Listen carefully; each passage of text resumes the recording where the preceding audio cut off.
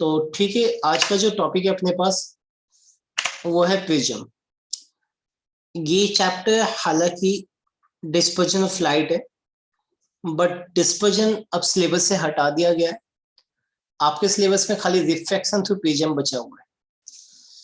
तो समझो, डिस्पर्जन का मैं जस्ट इंट्रोडक्शन दे दूंगा ताकि आगे अगर किसी कॉम्पिटिशन में आता है तो आपको याद है।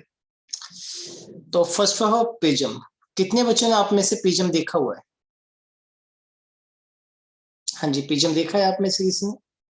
ठीक है सभी। कितने फेसेज होते हैं प्रिज्म के? कोई बताएगा प्रिज्म होता क्या है? 5 फेसेस होते हैं। Actually a prism consist of 5 phases. बताओ चाहिए, a prism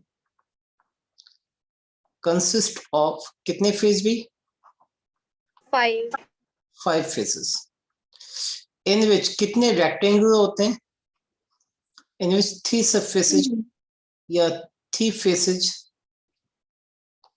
are rectangular. 3 face क्या होते हैं आपस में? ये रेक्टेंगुलर होते हैं and incline to each other होते हैं। एक दूसरे पे क्या होते हैं? इंक्लाइंड होते हैं, inclined to each other. And जो बाकी के 2 सरफेस बच गए and other 2 surfaces are parallel triangular surface. Triangular surface होते हैं, पैरेलल भी होते हैं। मींस एक ये सामने ट्रायंगल बनेगा, एक आप इसके बैक साइड में ट्रायंगल बना सकते हैं इसमें में।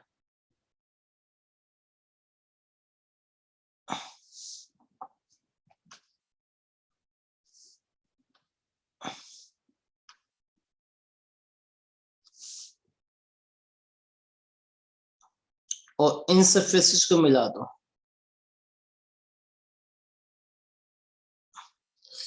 तो आप देखोगे तो इस फिगर में सामने वाला सरफेस जो है, ये सामने वाला, ये ट्रायंगल है, और बैक साइड का भी सरफेस क्या है? ट्रायंगल है। दिख रहा है? ये आमने सामने ये ट्रायंगुलर सरफेसेज क्या होते हैं? ये जो ट्रायंगल सरफेस है वो पैरेलल टू ईच अदर, एक दूसरे के पैरेलल है। और जबकि ये वाला सरफेस दिखाई दे रहा है, एक ये सरफेस ये कैसा दिखाई दे रहा है आपको? रेक्टेंगल नहीं दिखाई दे रहा? एक दूसरा ये वाला सरफेस, ये भी रेक्टेंगल दिखाई दे रहा है ना? तीसरा नीचे वाला सरफेस भी क्या है? रेक्टेंगल है। तो ये 3 यहाँ पे क्या है? 3 सरफेसेज क्या है? 3 सरफेसेज रेक्टेंगल है, और रेक्टेंगल भी है एंड इंक्लाइंड भी एक दूसरे पे, and inclined to each other, एक दूसरे के इंक्लाइंड भी। इन दो रेक्टेंगुलर सरफेस के बीच का जो एंगल होता है ए, इसे हम कहते हैं एंगल ऑफ प्रिज्म। क्या कहते हैं इसे? Angle of prism. Angle of prism. Actually क्या होता है, जब भी हम यहाँ पे रिफ्रैक्शन की बात करते हैं किसी भी लेंस के थ्रू, तो लेंस में जब रिफ्रैक्शन होता है तो वो सिर्फ 2 सरफेसेस से होता है, और ये दोनों सरफेसेस क्या होते हैं? आपस में इंक्लाइन टू ईच अदर। याद रखना, रिफ्रैक्शन थ्रू प्रिज्म की बात मैं अगर करता हूं तो एट ए टाइम पे ओनली 2 सरफेसेज का यहाँ पे काम होता है, और वो दोनों एक दूसरे के इंक्लाइंड होता है। उन दोनों के बीच का जो एंगल होता है उसे कहते हैं हम एंगल ऑफ प्रिज्म। समझ में आ गया? तो मैं एक बार टैली कर दूं। A prism consist of 5 faces in which 2 surfaces are triangle and parallel to each other, and 3 surfaces are rectangular and inclined to each other. 3 surface 1 2 3, ये 3 रेक्टेंगल एक दूसरे पे इंक्लाइन है। In refraction through prism only 2 rectangular surfaces work. एक समय में सिर्फ 2 rectangular surface काम करते हैं, याद रखना। और इन दो के बीच का जो एंगल होगा उसे हम क्या बोलेंगे? एंगल ऑफ प्रिज्म या रिफ्रैक्टिव एंगल ऑफ प्रिज्म। क्या बोलेंगे? एंगल ऑफ प्रिज्म या फिर रिफ्रैक्टिव एंगल ऑफ प्रिज्म। याद है जाएगा? बताइए मुझे, बोलिए बेटा। Yes sir. याद है जाएगा ना? अब टॉपिक है इसका रिफ्रैक्शन थ्रू प्रिज्म,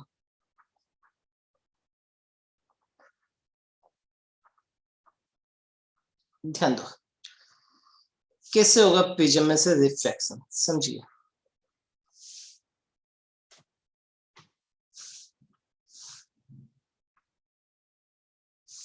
सपोज को मेरे पास ये एक प्रिज्म है, इसमें प्रिज्म के 3 फेसेज ए बी सी ये मान लिए, एक रे यहां से यू इंसिडेंट कर रही है, समझिए। इसमें इसका नॉर्मल यहां से खींचा जाएगा, हाँ जी खींचा जाएगा, नहीं खींचा जाएगा बताइए। Yes sir. यस ये इंसिडेंट एंगल हो गया, ये रे मान लो पी ओ क्यू है ना, इस रे को जाना तो यूं चाहिए था, बट क्या होगा, बैंड हो जाएगा toward the normal like this. कोई डाउट है? ये जो एंगल बनेगा वो मान लो R1 एंगल पे रिफ्रैक्ट हो गया ना। अब अगर मैं इस सरफेस का नॉर्मल खींचू तो ये जाएगा, इसे को जाना तो यूं चाहिए था बट बैंड हो जाएगा अवे फ्रॉम नॉर्मल। और ये कौन सी रे होगी, एमर्जेंट रे होगी। कौन सी रे होगी बताइए, एमर्जेंट रे, क्योंकि ये बाहर निकल रही है। एमर्जेंट रे नॉर्मल के साथ मान लो एमर्जेंट एंगल एंगल बनाएगा आर ई, और ये जो एंगल है ये आपके पास R2 एंगल है। कोई डाउट है बताइए मुझे?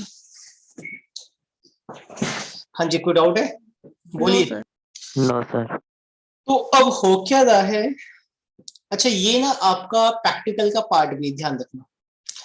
अब हो क्या रहा है, एक्चुअली इंसिडेंट रे को यूं जाना चाहिए था, इंसिडेंट रे, मगर ये वाली जो रे है इंसिडेंट रे वो यूं बैंड हो गई इस वे में। तो ये जो एंगल बना, इस एंगल को आप बोलेंगे एंगल ऑफ डेविएशन। क्या बोलेंगे, angle of deviation, delta. Delta क्या है यहाँ पे, एंगल ऑफ डेविएशन।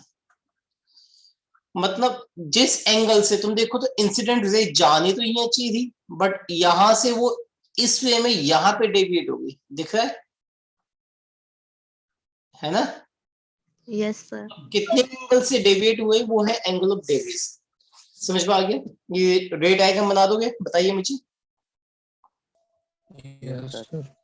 ठीक है, इस रे डायग्राम के बारे में आपको लिखना भी पड़ता है कई बार, तो मैं मान लेता हूं let ray P Q incident on the face A B face पे एक रे पी क्यू इंसिडेंट कर दी है इसमें में, एट एंगल आई पे इंसिडेंट की है, ओ बैंड होगी toward the normal at angle R1 पे अलोंग द क्यू आर, दिखाई दे रहा है, अलोंग द क्यू आर। उसके बाद ये दूसरे वाले सरफेस, कौन सा सरफेस, AC पे इंसिडेंट होगा एट एंगल R2 पे, दिखाई देगा। एंड इसका नॉर्मल यहाँ है तो बैंड हो जाएगा away from the normal along RS, और ये तुम्हारे पास क्या होगी, एमर्जेंट रे, ये इंसिडेंट रे। कोई डाउट है? एमर्जेंट एंगल E पे द रे, ये जो RS है वो ray incident ray angle, incident ray PQ से कितने एंगल पे डेविएट हो गया, तुम देखो तो इंसिडेंट ये जा रही है और एमर्जेंट ये, तो कितने एंगल पे डेविएट हुआ है, डेल्टा। तो यहाँ पे डेल्टा जो है वो एंगल ऑफ डेविएशन है, या एंगुलर डेविएशन भी कह सकते हैं आप, एंगल ऑफ डेविएशन याद है जाएगा, बताइए मुझे। ये लिख दोगे ना इसके बारे में, रे डायग्राम के बारे में, आसान है, कोई ज्यादा टफ नहीं। यहाँ पे टू प्रूव करना है 3 चीजें मोस्ट इंपोर्टेंट है। पहला टू प्रूव में क्या है, याद रखना एंगल ए प्लस में एंगल डेल्टा। एंगल ए क्या, एंगल ऑफ प्रिज्म, और डेल्टा क्या, angle of deviation. Angle A plus में डेल्टा इज इक्वल टू किसके इक्वल होगा भाई, कोई बताएगा? एंगल आई प्लस में ई के। ये प्रूव करना है, कर सकते हैं क्या? Yes sir. कैसे करेंगे, सॉल्यूशन ध्यान दो। सबसे पहले एंगल ऑफ डेविएशन, तुम्हें पता है the ray diagram is shown in figure, the ray diagram is shown in figure. अच्छा ये बताइए मुझे, मैं ऐसा करता हूँ, ये कंस्ट्रक्ट कर देता हूँ, इसे O पॉइंट नाम दे देता हूँ, इसे N नाम दे देता हूँ। ये था P Q, ये वाला पॉइंट था R, R ये था S, ये पी क्यू ओ आर, ठीक है। अब ध्यान दो, तुम्हें पता है कि सिंस इन ट्राइंगल, कौन से वाला triangle, Q N R, Q N R में जो डेल्टा है वो क्या एक्सट्रीम एंगल नहीं है, बताइए मुझे। Yes sir. अब अगर ये एक्सट्रीम एंगल है डेल्टा, इसे नंबर दे दो 1 एंगल, इसे नंबर दे दो 2 एंगल, तो कोई भी बताएगा एक्चुअली एंगल डेल्टा कितना होगा? क्या एंगल 1 प्लस में 2 होगा? Yes sir. अच्छा ध्यान से देख के बताइए, क्या एंगल 1 आई माइनस R1। आई माइनस में R1 है या नहीं है?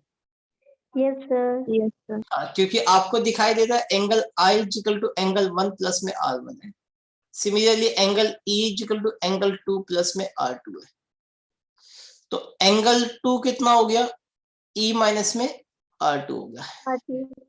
चलो, तो अब अगर मैं देखूं तो ये कितना हो गया? I प्लस में E माइनस में R1 R2, ये ब्रैकेट में लिख लूं मैं।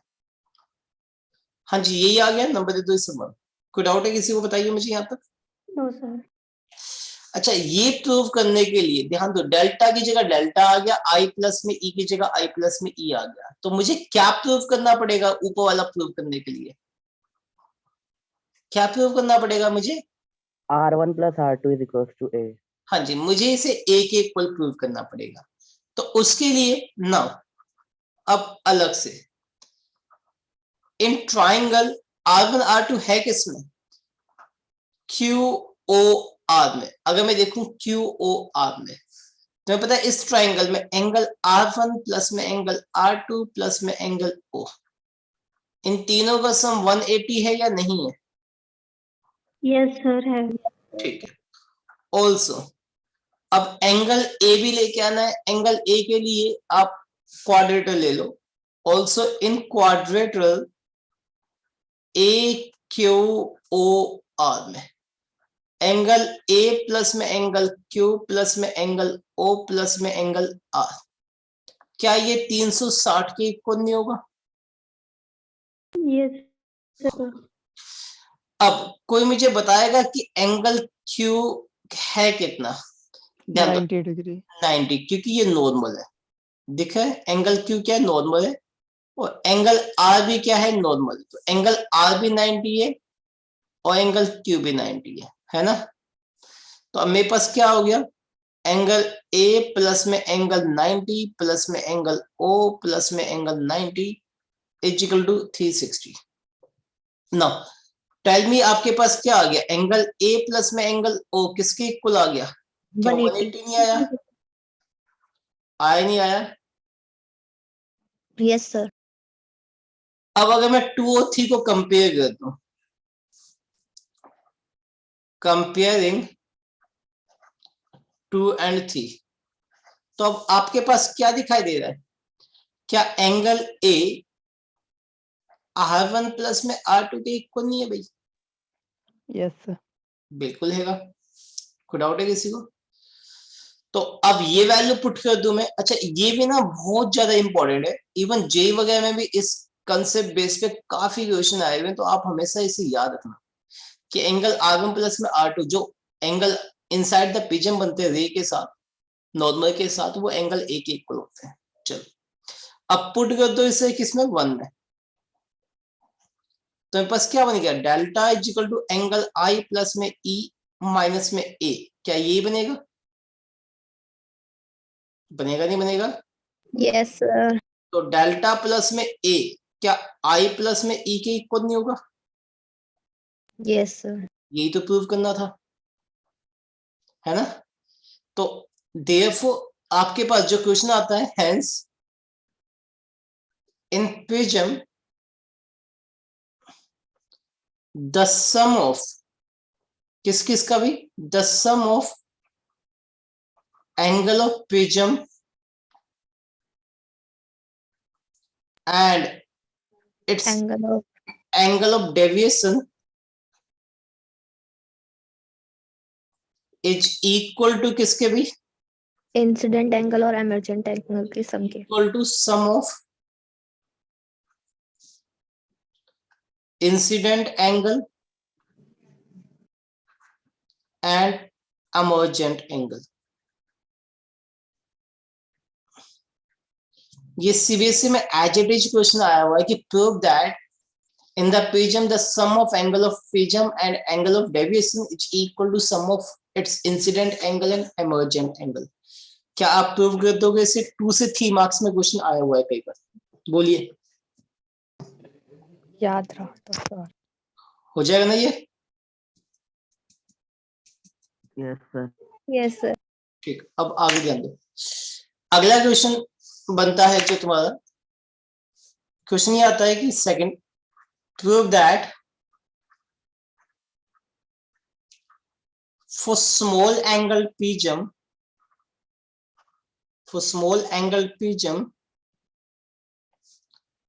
जो एंगल ऑफ डेविएशन है this is nothing but a mu minus में 1, वेयर म्यू क्या है यहाँ पे? Refractive index of prism, where mu is refractive index of prism.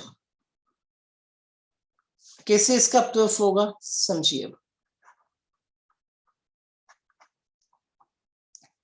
इसके प्रूफ के लिए जान दो कैसे।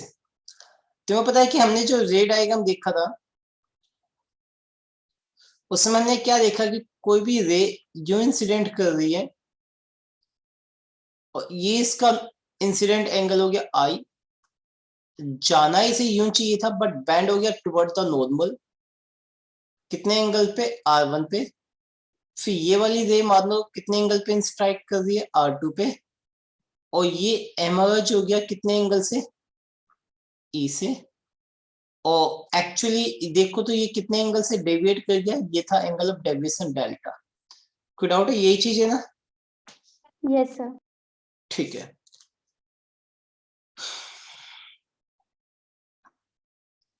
अब ध्यान दो,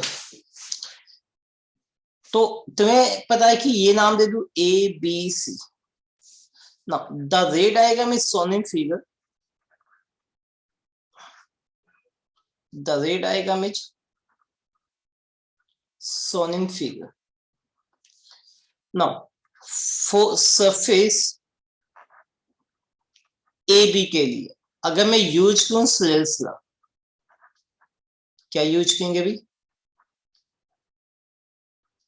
स्नेल्स लॉ। अगर मैं इस सरफेस AB के लिए स्नेल्स लॉ यूज करूं तो कोई बताएगा क्या कहता है स्नेल्स लॉ? इसके according sine I divide by sine R, sine I divide by sine R1 होगा ना भाई? किस में गया है? गिलास में गया है म्यू बाय 1 एयर से, है ना? आप गिलास को म्यू लिख दो, एयर को 1 लिख दो। Also for small angle prism के लिए,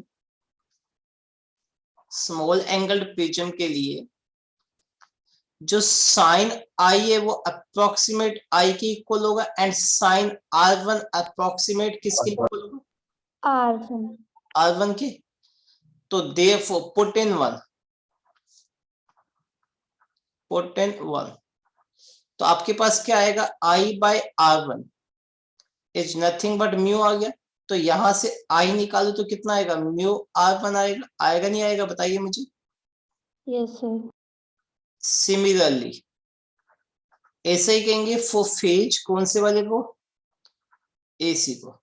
यहां पे देखो तो साइन इंसिडेंट कौन सा हो गया? R2 divide by sign reflected कौन सा हो गया? Sorry. जो कि अप्रोक्सीमेट R2 बाई E होगा। पता है ना, एंगल स्मॉल है तो। Yes, sir. और दिस इज गया किस में है भाई? एयर में। बाहर एयर कहां से आया है? गिलास से। Glass. मैं इसे 1 बाई म्यू लिख दूं, बताइए मुझे। एयर का 1 मानते हैं हम। Yes, sir. तो अब यहां से आपके पास E कितना आ गया? क्या म्यू R2 नहीं आया? यही आएगा ना भाई? E cross multiply. Now you know also आपके पास एक फॉर्मूला भी मैंने बताया था, क्या था वो? कि A प्लस में डेल्टा किसके इक्वल होता है? I plus. Yes, sir. I क्या है? म्यू R1, E क्या है? Mu R2। दोनों से म्यू कॉमन निकालो तो क्या बनेगा, R1 प्लस में R2। टेल मी, अभी मैंने कुछ बताया था, R1 प्लस में R2 किसके इक्वल होता है? एक A. तो this is equal to mu A आ गया, डेल्टा प्लस में ए। तो मुझे तो डेल्टा निकालना है भाई, delta is equal to mu A minus में ए। क्या प्रूव हो चुका है जो मुझे प्रूव करना है? Yes sir. Yes, sir. तो इससे में आप इसका प्रूफ देंगे, हैंस प्रूव। कोई डाउट है बताइए मुझे? No, sir. हाँ, ये सेकंड प्रूफ है। 3 बनते हैं इसमें, तीनों ज्यादा इंपॉर्टेंट है। तीसरा, सर अगर सराउंडिंग में कोई मीडियम हुआ तो उस मीडियम का लेंगे। कैसी बात कर रहा है यार? ठीक है ठीक है। ये एक्चुअली जो म्यू है वो this is nothing but refractive index of prism with respect to medium है। अब हम यहाँ पे गिलास का लेते हैं विद रिस्पेक्ट टू एयर, तो इसी वजह से इसे ये लिखा गया है। अब मान लो ए की बजाय कोई दूसरा मीडियम है तो वो मीडियम ले लेंगे, प्रिज्म का प्रिज्म कर लेंगे। नहीं आया समझ में? आ गया सर। चलो इसे याद रखना। अब आगे तुम्हारे पास आता है एक लास्ट पेज का प्रिज्म फॉर्मूला, मोस्ट इंपॉर्टेंट। आपको ये वाला ग्राफ प्रैक्टिकल में ड्रॉ करना होता है, this is a part of the practical. आपको मैंने कितने प्रैक्टिकल करवा दिए थे ऑप्टिक्स के? करवाया था ना क्लास में? एक कराया था सर एक सर। ही आया था। एक करवाया था ना। आज ये दूसरा भी लिख लो के बताओ मुझे प्रिज्म का, अगर मैं इसका यूट्यूब पे कोई वीडियो भेज दूं तो। सर आप बोलोगे लिख लेंगे। मैं बोल रहा हूँ बेटा, लिखना है। हाँ सर वही। चल ना, अब है prism formula. Prism formula third proof है, मोस्ट इंपोर्टेंट है। क्या है प्रिज्म फॉर्मूला? ये जो कहता है कि refractive index of glass with respect to air, obviously हम glass with respect to air की बात कर रहे हैं, is equal to sine A plus में delta M divide by 2 divided by sine A by 2 होता है। याद है जाएगा फॉर्मूला? हाँ जी, फॉर्मूला याद है जाएगा, बताइए मुझे। वेयर ए क्या है यहाँ पे? एंगल ऑफ प्रिज्म है, कोई डाउट नहीं है इसमें, angle of prism. Delta M क्या? अभी तक हमने खाली डेल्टा देखा था, है ना? अब यहाँ पे डेल्टा एम क्या आ गया? This is nothing but angle of minimum deviation. क्या है ये?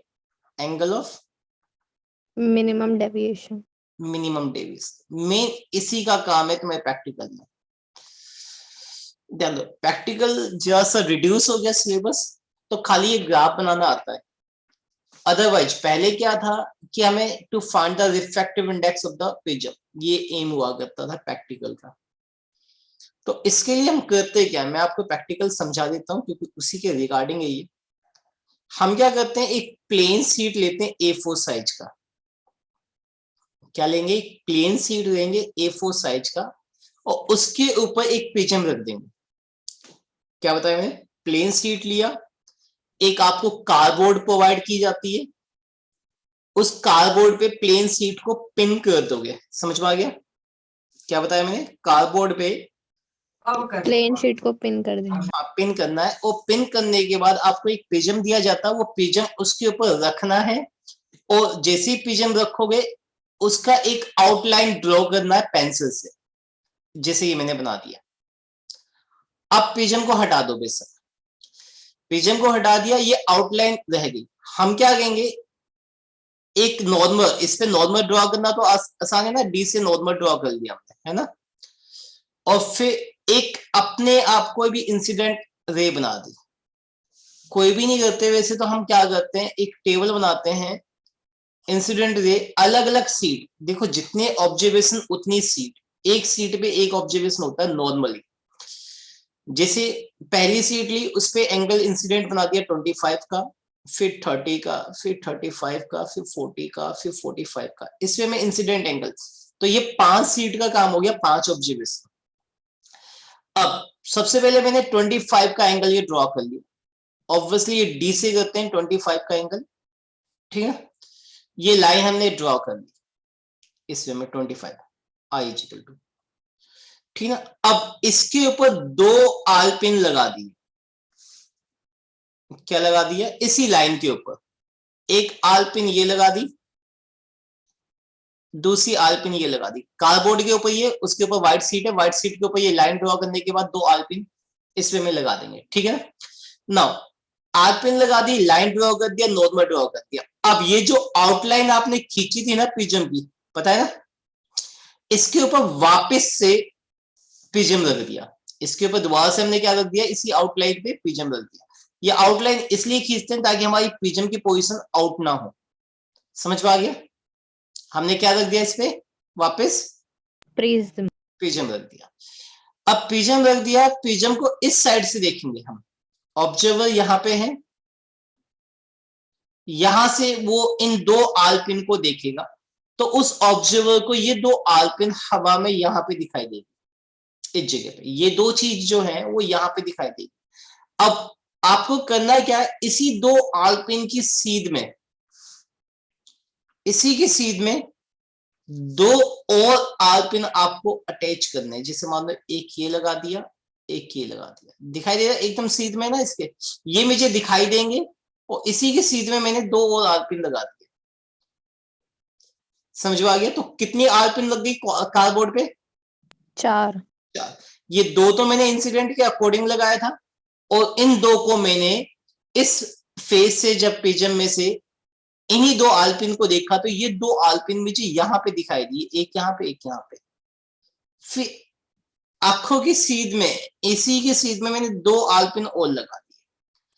अब 2 आलपिन लगा दिए, काम खत्म, एक ऑब्जर्वेशन हो गया। अब क्या करना है, इस प्रिज्म को हटाना है, ये आउटलाइन बनी हुई थी, उससे इन 2 आलपिन को एकदम सीधा सीधा ड्रॉ कर देना, एक लाइन, इन पता है ना 2 पॉइंट से एक लाइन ड्रॉ कर सकते हो, कर सकते हो नहीं कर सकते, कर सकते हैं आप। अब ये आपने पहले ऑलरेडी ड्रॉ की हुई थी, ये आपने ड्रॉ की, एक्चुअली ये वाली अब आपके पास कौन सी होगी, एमर्जेंट रे, कौन सी होगी ये, इमरजेंट रे। और ये इंसिडेंट आपने पहले ही देख के बनाया हुआ था 25 डिग्री का। अब इंसिडेंट और इमरजेंट के बीच में ये वाला एंगल जो डेल्टा, वो आपको फाइंड आउट करना होता है ईच ऑब्जर्वेशंस के लिए। पहले के लिए कर दिया, इसी तरह से दूसरे, तीसरे, चौथे, 5वें के लिए करना है, कर दोगे, सिंपल एक्सपेरिमेंट, बताइए भाई। अब जब ये ड्रॉ कर दोगे, यानी कि टेबल बना लोगे, तो आप डेल्टा वर्सेज आई का ग्राफ बनाओगे, डेल्टा वर्सेज आई का, तो आप देखोगे कि ये ग्राफ कुछ ऐसा गया है, पैराबोलिक शेप में, समझ आ रहा है, यूं गया है पैराबोलिक।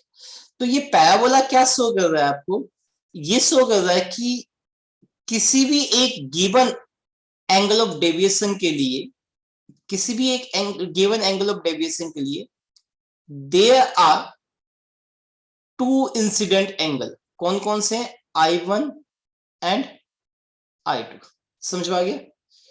एक गिवन डेल्टा के लिए कितने इंसिडेंट एंगल है भाई अपने पास, 2। हमें एक वो एंगल ऑफ डेविएशन देखना पड़ता है जहां से ये बैंड हो रहा है, यानी कि ऑब्वियसली वहां पे एक ही इंसिडेंट एंगल होगा, और तुम ग्राफ में देखोगे तो ये मिनिमम वैल्यू है ना, इससे छोटी वैल्यू कोई डेल्टा की है ही नहीं ग्राफ में, है क्या इससे छोटी वैल्यू, नहीं है ना बेटा। No sir. यहां से ये टर्न कर दिया, आपको ग्राफ से ये डेल्टा एम निकालना होता है, समझ में आ गया। ग्राफ से डेल्टा एम निकालते ही ये एंगल ऑफ प्रिज्म हमें पता होता है, जब आउटलाइन खींचते तो हम ये एंगल भी नाप लेते हैं। अब ए मुझे पता चल गया, ग्राफ से डेल्टा एम पता चल गया, तो सारी चीजें पता है, तो क्या मैं उसका रिफ्रैक्टिव इंडेक्स नहीं निकाल सकता, यस सर। ये एम है प्रैक्टिकल का, to find the refractive index of prism. तो ये प्रैक्टिकल एक बार करके देखना है तुम्हें, सीट आप जब स्कूल में आएंगे तभी बना लेंगे, अदरवाइज बाकी सारी चीजें मैंने इसमें समझा दिया, तो लिख भी लेना इसे। अब ध्यान दो क्या है, यहां तक का हमारा एक्सपेरिमेंटल स्टडी है, तो मैं क्या दिखा रहा हूं यहाँ पे, ध्यान दो, फ्रॉम द एक्सपेरिमेंट, अब इसका प्रूफ ध्यान दो, from the experimental study the value of angle of deviation depend upon the incident angle, हमें पता है कि डिपेंड कर रहा है, तो हमने जब प्लॉट किया variation of angle of deviation को फॉर डिफरेंट इंसिडेंट एंगल के लिए, then we have the graph as shown in figure, इस टाइप का ग्राफ हमें दिखाई दिया, दिख रहा है ये। From graph it is observed that for single delta के लिए, मैंने देखा सिंगल डेल्टा के लिए कितने आई इंसिडेंट है भाई यहाँ पे, there exist two two value of incident angle, ठीक ना।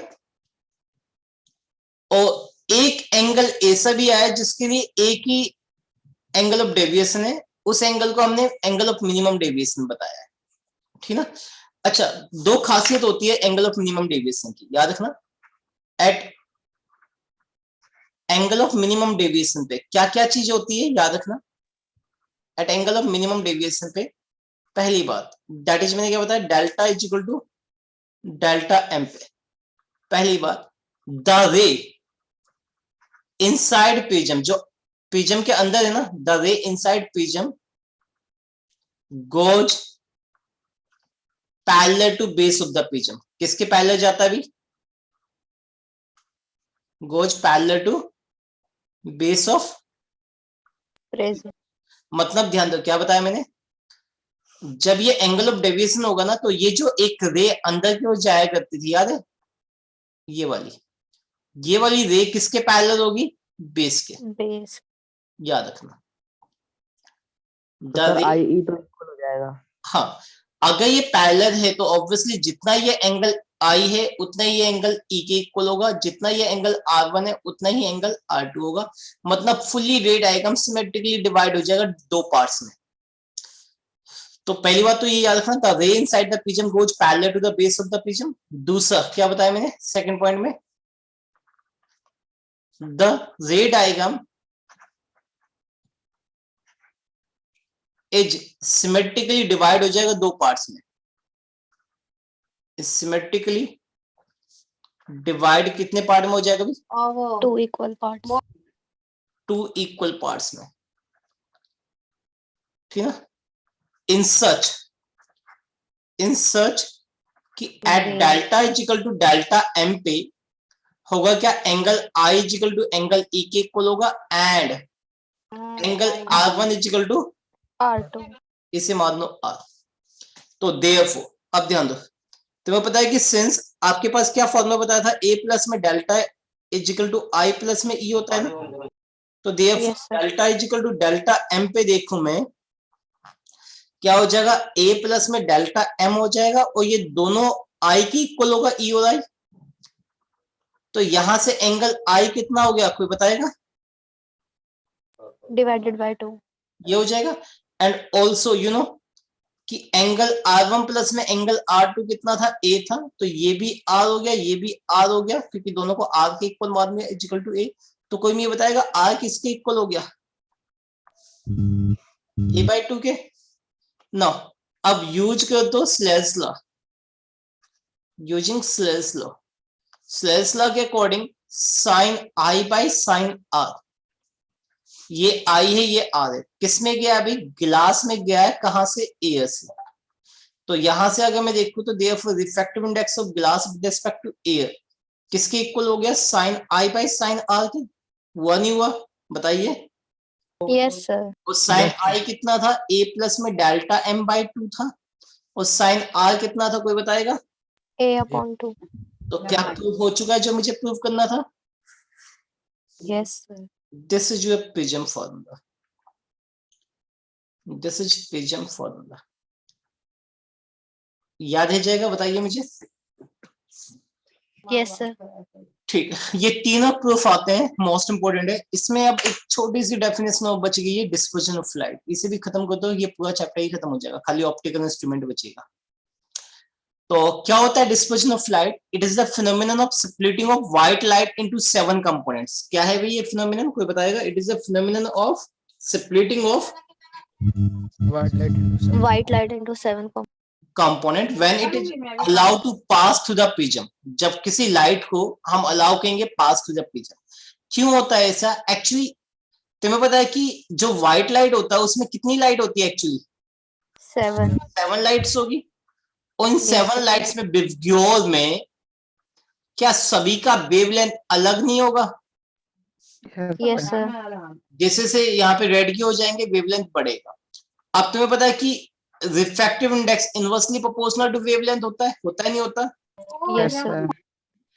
तो और डेल्टा डिपेंड करता है रिफ्रैक्टिव इंडेक्स के ऊपर, एंगल ऑफ डेविएशन डिपेंड करता है ना भी। Yes, sir. yes sir. मैंने अभी आपको एक फॉर्मूला बताया, delta is A mu minus 1. ये म्यू माइनस में 1, या फिर प्रिज्म फॉर्मूला भी देख लो। और ये डिपेंड कर गया लैम्डा, यानी कि सातों के सातों कलर के लिए अलग अलग एंगल ऑफ डेविएशन नहीं होगा? Yes, sir. होगा, सभी के लिए अलग अलग एंगल ऑफ डेविएशन होगा। तो आप देखोगे कि रेड लाइट के लिए एंगल ऑफ डेविएशन सबसे कम होगा, क्योंकि रेड लाइट का वेवलेंथ सबसे ज्यादा होता है ना भाई? Yes, sir. और वॉलेट लाइट का वेवलेंथ सबसे कम है, तो वॉलेट लाइट का एंगल ऑफ डेविएशन सबसे ज्यादा होगा, क्योंकि इनवर्सली प्रोपोर्शनल है। Yes, sir. तो तुम देखो तो यहाँ से रेड से लेके वॉलेट तक सभी का अलग अलग एंगल ऑफ डेविएशन, तो क्या सभी अलग अलग एंगल से डेविएट नहीं होंगी? अलग अलग एंगल से डेविएट होने का मतलब क्या हो गया? स्प्लिट हो जाना। यही तो हो रहा है, बताइए मुझे। Yes, sir.